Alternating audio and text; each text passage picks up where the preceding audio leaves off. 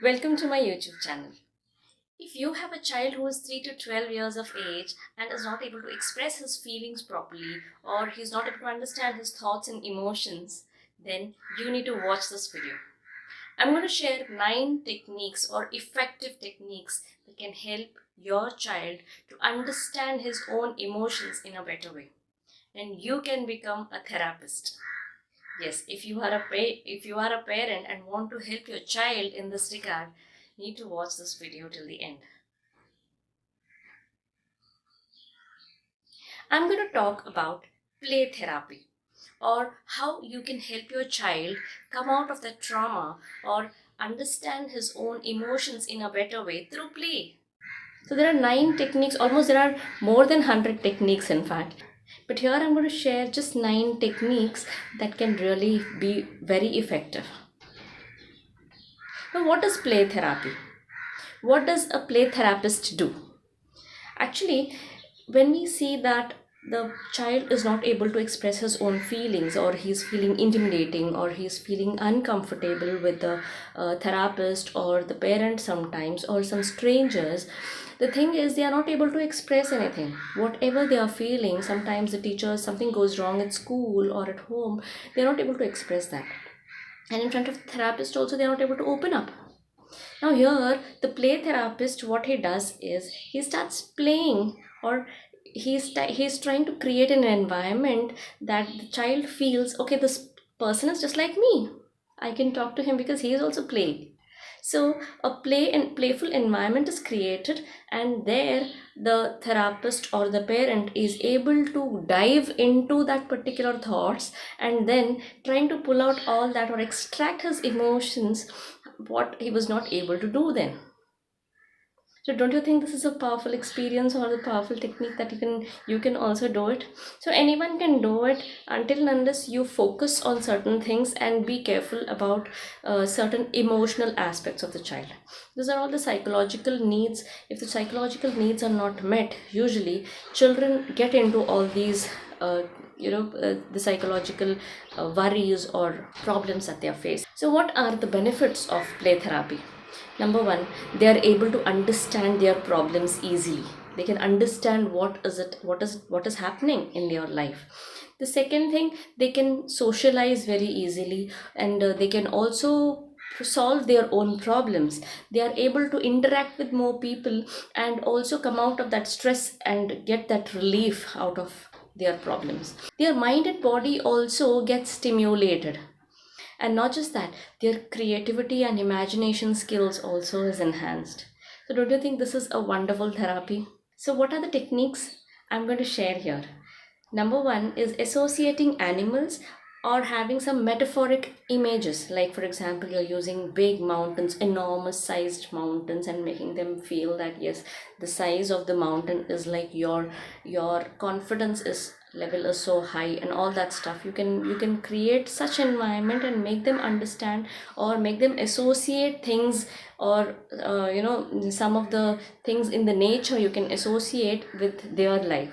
They're going to have that link. Once you have that metaphor placed in the right place, you are able to give a right message to your child.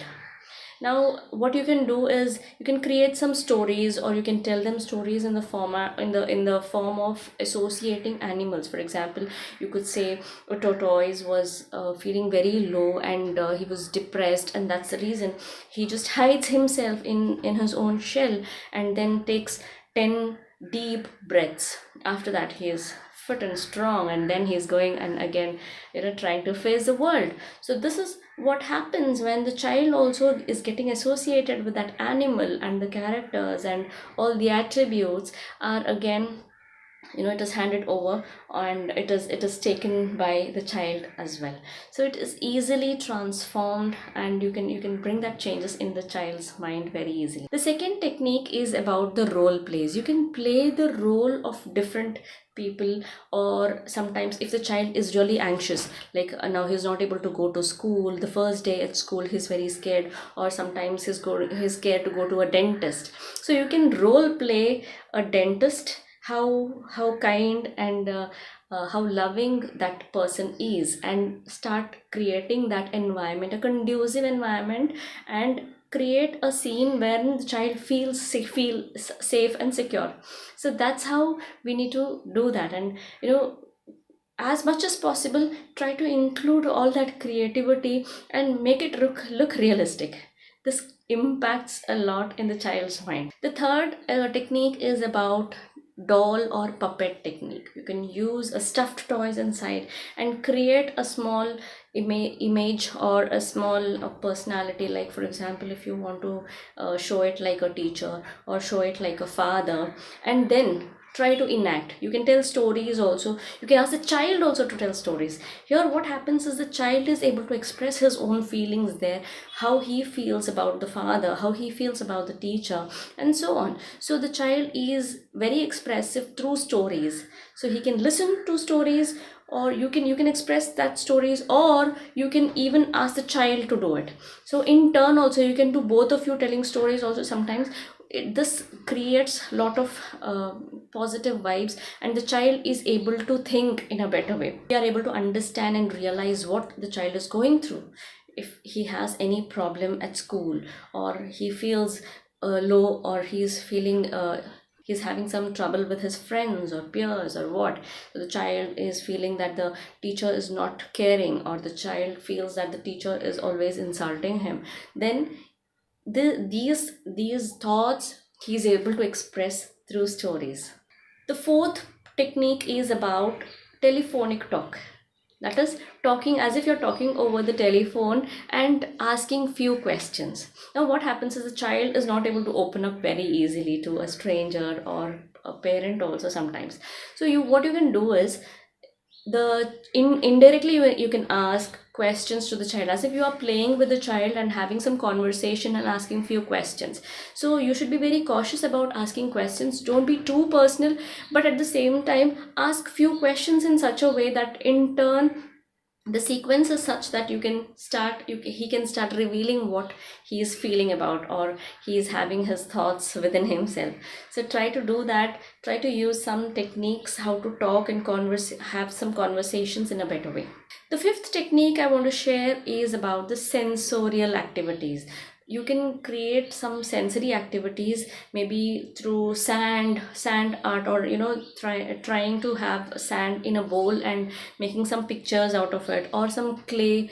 Anything that you want, some sensory work has to be done, wherein the child gets personal attachment to that particular character, or that drawing, or that image that he has made out of sand, or maybe the clay or something like that. So that personal affection, maybe now you can create a small cartoon or a character which is depicting the child himself, and then where he likes to go, which library, or which is a area that he likes the most, maybe going to beaches, traveling somewhere with his friends, or talking to his parents, spending time with his parents. What is it that he likes? So you can start exploring things, what is in his mind. The sixth technique is about doodling or art, some kind of mandala arts, or as I said, sand art, or sometimes even zentangles.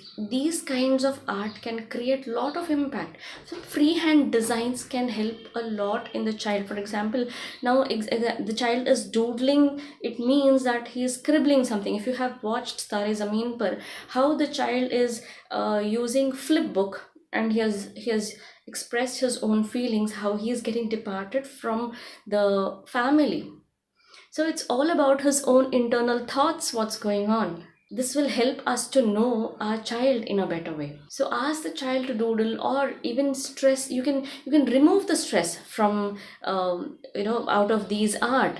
If the child is really feeling stressed, he can start using those art and relieve himself. The seventh technique is about imagery, or trying to create a scene like an imagination. For example, now you want to, if the child is feeling very odd about the classroom situation that he was in, maybe he has scored very less marks, and the child feels that the teacher is shouting at the child for doing some silly mistakes and all that stuff.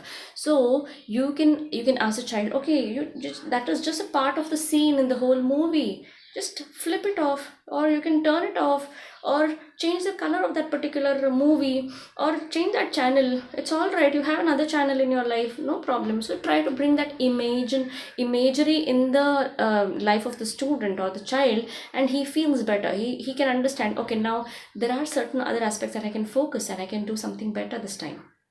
So make him feel that he is safe, and he is always got another chance. So it's not just the first chance is not always the last chance. You can always try and come up with something different and something better next time. The child may also be having some nightmares. You know, children usually, they don't go to school. Sometimes it so happens, I've got few clients these days, kids coming home in a normal way, the next day they don't want to go to school. What is the reason? Nobody knows.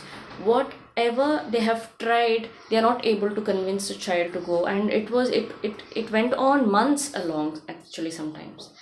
So there was a student who didn't go to school for 4 months, and the main reason was having that trauma in the mind, having that kind of situation in the mind, that my teacher is not liking me, but my teacher is hitting others.